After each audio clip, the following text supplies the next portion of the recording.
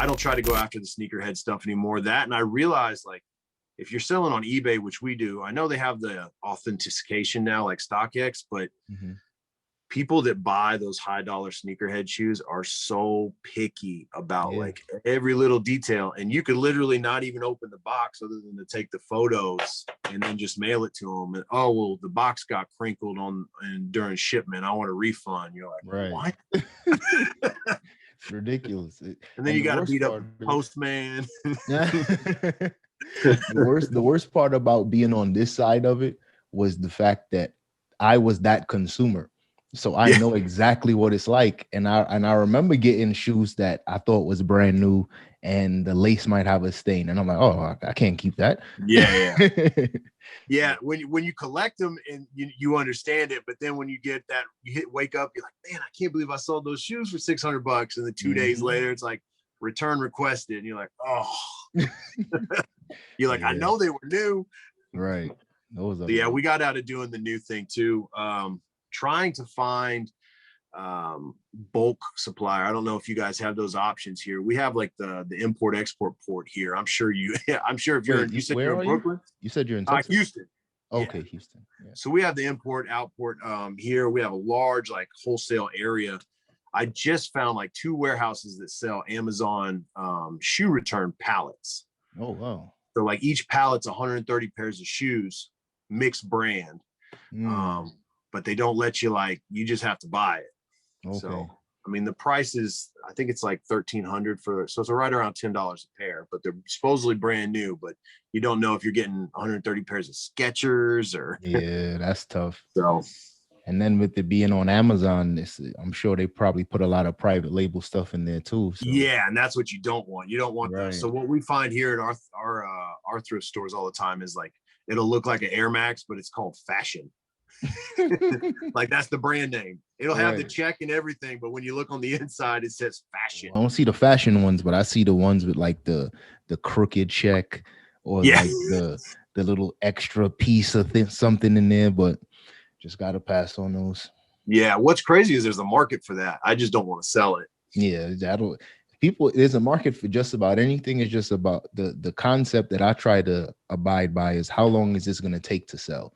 Correct. Because I don't have that much space for it to just sit on the shelf. You know what I mean? Yeah, that's where we are as well. We don't have a warehouse or anything. We're literally, this is like our front office, and then I have a spot in the garage for like small electronics, which I kind of moved away from because I started getting too many like spam or scammers, and people would like switch out like boards on VCRs and stuff. Wow. And I had those hologram stickers. I would put them everywhere, and people would still swap them out and be like, oh, it didn't work. And I'd get it back and be like, my sticker's gone.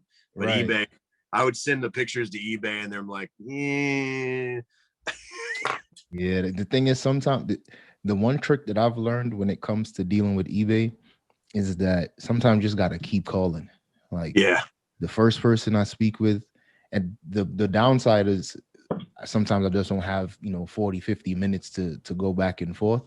But usually if the first person says no, I call back. The second person says no, then I call back, and the last person I speak with would usually say, okay, no problem, I'll handle it, and they'll do it right away. You just got a waiting game. I think that's something they do on purpose. They're like, well, if they really want it, we'll make them wait an hour on the phone. I started using I don't know if you follow them or use them, but eBay for Business on Facebook. Okay. If you message them like the case number, your name and your email attached to the eBay account, and then whatever your issue is, they usually respond within 24 hours. I've used that multiple times for like disputes on, I send a pair of shoes that are new and then they come back in the bottoms, but you could tell they wore them like for a night out. Yeah. And they tried to return them because they quote didn't fit. So you can do that. And then also it's a great way to get negative feedback removed in like 12 hours or less. That's a gem right there. eBay. Yeah. Page. I had to write that one down. Thank you. Yeah. If you're a top rated seller, I noticed that eBay takes care of you a little better. So that's why I started using the eBay for Business. Did you get 100% of your stuff from thrift? Yeah. No, just about other than the Alibaba. 90. Right. Yeah. Right. We're just about 90%. That's awesome. Yeah. So we're 100% 100% here as well. It's doable. That's what we tell people too. Like Oh, my thrift there in our areas are horrible, or drive an extra 10 minutes, you know? Right. Or just learn a different category, you know, because I was selling a lot of clothes and shoes because that's what I knew. Like I'm still into fashion, but not like how I used to be. Yeah. So of course I was aware of the brands and stuff like that. I can just spot quality. And then I moved to this side of town. And of course, they know which Nikes are, you know, are hyped. They had a pair of Dunks in the thrift store for $100. Oh yeah. Only because they know people want Dunks right now. So it's like, yeah. I just try to look at different things that the typical reseller, maybe not even the typical reseller, but just the typical thrift store manager isn't gonna know, you know? Yeah. You have you done any like relationship building with any of the regular stores you go to? Like, do they know you? Like, know you're a reseller? Yeah. And the thing is, it works in my favor sometimes, but then sometimes it could be kind of tricky. It depends. But the thing is, for me, I realized, because I'm 31, these kids that work at these stores are like 15, 16, 18. So they see me, they think I'm 20. They think I'm their age. So they see me, hey, what's up, bro? How you doing? And I play right along with it. Oh yeah, yeah. Oh yeah. I'm like, I could really be your uncle right now, but shit. It's cool. I see that a lot at the we have like a bunch of like Goodwill outlet bins here where it's like pay for pound and you dig, and all the vintage kids looking for all the good stuff. Like, I don't do vintage anymore because they got that whole thing locked down. Yeah. But that's what I tell them when I'm like, because I always go talk to them like, hey man, let me see what you got today. And I'm like, oh man, I was like 6 when that came out. That was my favorite show. They're like, oh, it was a show. I'm like, oh yeah, it was a show, man. See, and the thing is, they don't know. They just look for single stitch and the That's right it. fade, and that's it. Yeah, they have their category locked down. But you know what I've noticed is they'll miss, like, they'll pick this single stitch t-shirt, and then right next to it will be like a $200. Like, I found a Chris Paul Wake Forest vintage jersey. Wow. Yeah. I mean, he's in the playoffs right now. It's the last sold was like $130. Wow. It was, and they left it, and I picked it up, and I was like, it says made in USA. That's an automatic given to pick it up.